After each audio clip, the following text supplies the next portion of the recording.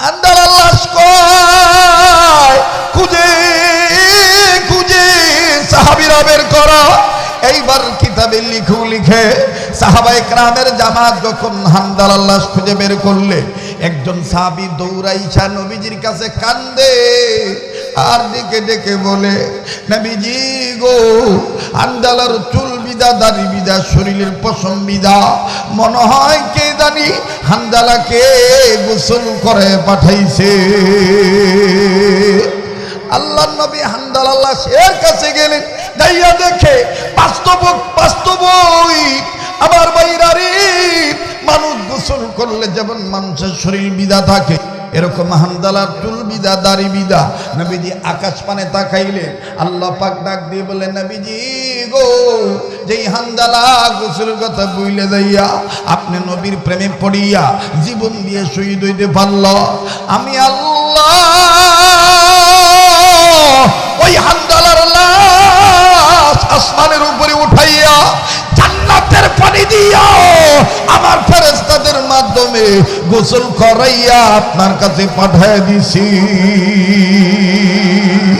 এই শ্যামপুর ক্লাব মাঠ সংগঠিত এলাকায় আগত সমাগত বাবা আর ভাইরা, জীবনে শেষ বয়ান মনে করে বয়ান করছি গো।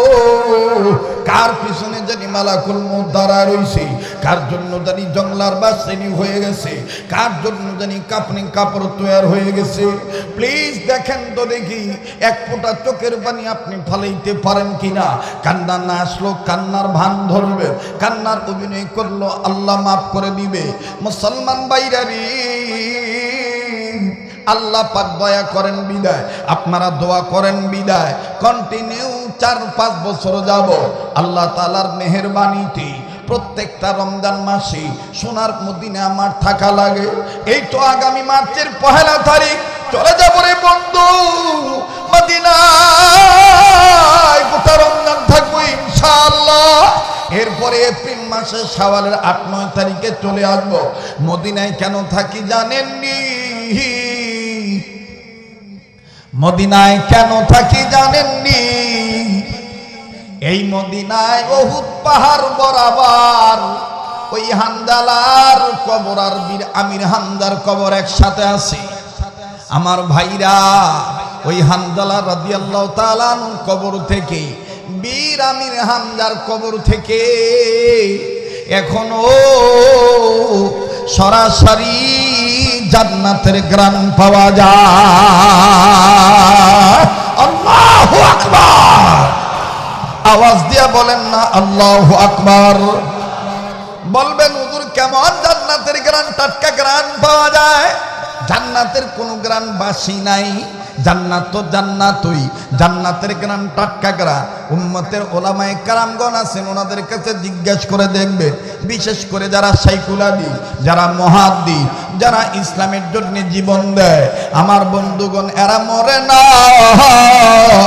এরা কিয়ামত পর্যন্ত কবরে আল্লাহর পক্ষ থেকে রিজিক পাবে। আওয়াজ দিয়ে বলেন না সুবহানাল্লাহ। আবার আওয়াজ দিয়ে বলেন না সুবহানাল্লাহ। আমার ভাইরা, হানজালার কবর থেকে জান্নাতের গ্রান আসে। 2 মিনিটে বলে দেই বন্ধুরে, আমার বাংলাদেশের স্বনামধন্য একজন বক্তা ছিলেন মরহুম মাওলানা আবুল খায়ের বিক্রমপুরী রহমাতুল্লাহি আলাইহি।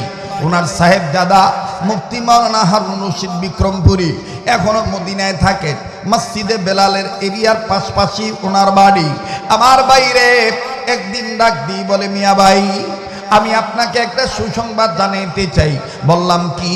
ডেকে ডেকে বলতেছেন, ভাইও আপনি কি কখনো হানজালার লাশের পাশে দাঁড়াইয়া, কবরের কাছে দাঁড়াইয়া নাক দ্বারা জান্নাতের গ্রান পাইছেননি? আমি বললাম না না, এখনো আমার নসিবে হয় নাই।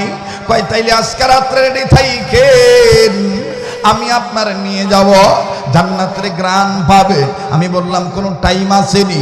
বলে এশার নামাজের পর হইতে 1 ঘন্টা পর হইতে তাহাজ্জুদের ওয়াক্ত শেষ হওয়ার আগ পর্যন্ত, অর্থাৎ সাহারির টাইম পর্যন্ত, সাহারির টাইম শেষ হওয়ার আগ পর্যন্ত বীর আমির হামজা আর হানজালার কবরের কাছে যাইয়া দাঁড়াইলে, একটু চক্ষুটা বন্ধ করলে, আবার জিয়ারত করলে গো আমার ভাইরা,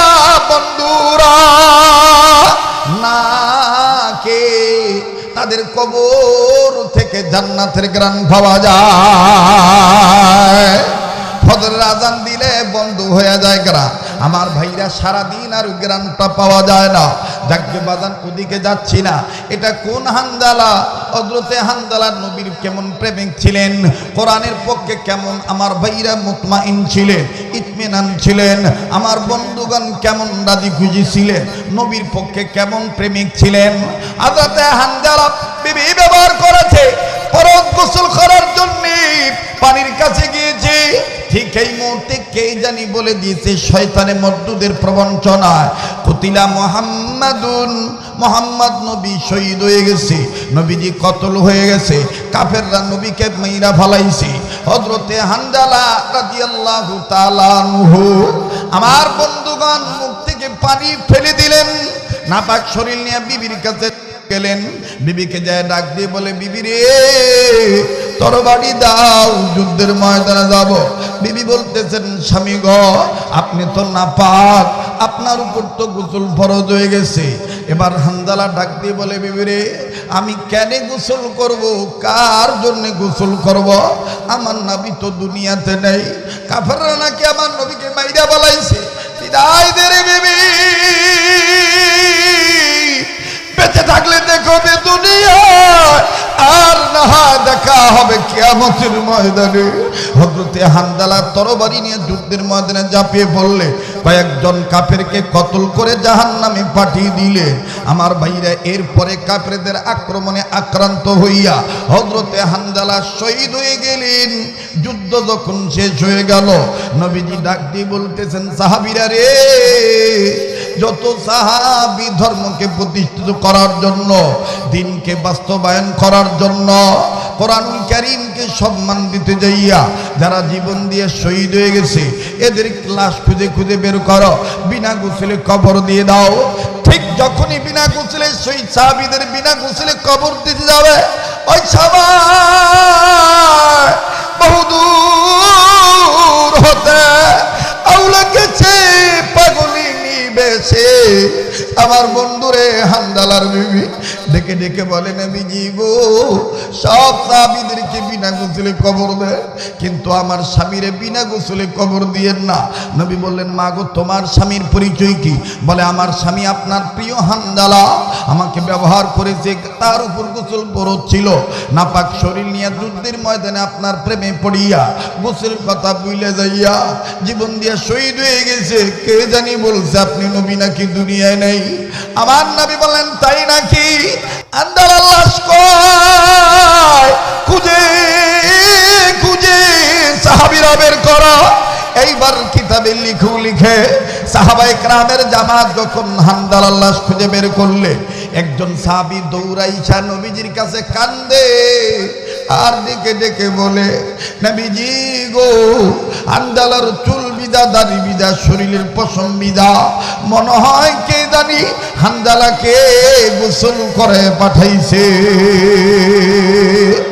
আল্লাহর নবী হানজালার লাশের কাছে গেলেন, যাইয়া দেখে বাস্তবই আমার ভাইরা রে, মানুষ গোসল করলে যেমন মানুষের শরীর বিদা থাকে, এরকম হানজালার চুল বিদা, দাড়ি বিদা।